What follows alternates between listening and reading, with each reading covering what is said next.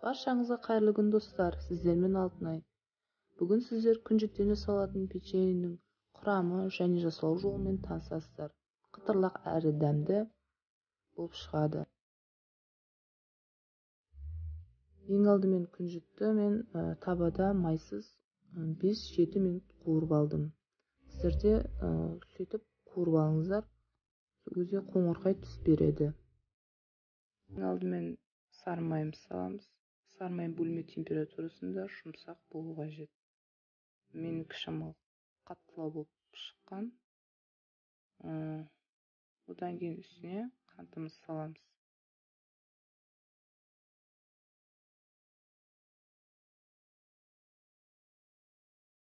Араластырып,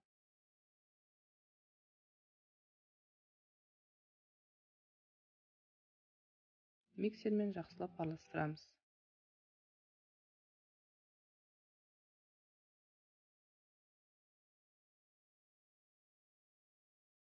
Бір жұмыртқамызды салып, тағыдан миксермен араластырамыз. Егер сіздерде миксер болмаса, венчик немесе шаншқымен араластырсаңыз болады. Ұнымызға қосып араластырып,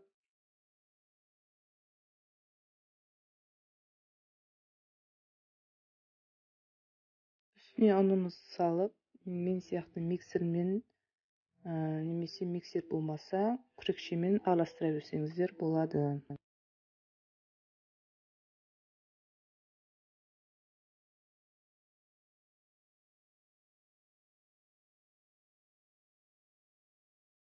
Мен онда 2 бөлікке салдым, сіздер бірден салып жіберсеңіздер болады.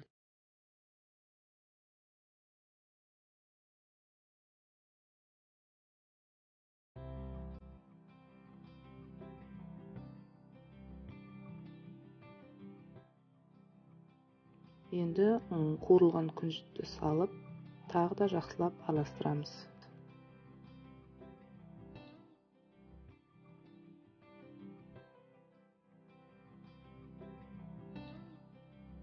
Біздің қамыр дайын.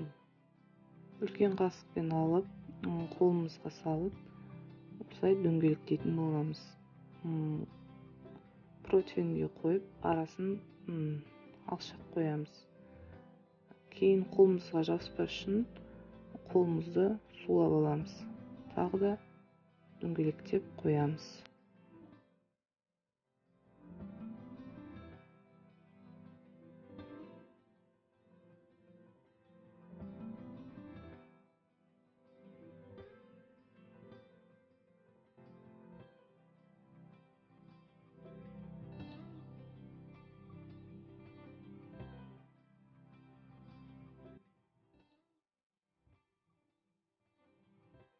Қызып тұрған 180 градус пеште 5-10 минут қоямыз. Дөңгелектенсін деп мен үстін басып шықтым. Бассаңыздар болады, баспасаңыздар болады.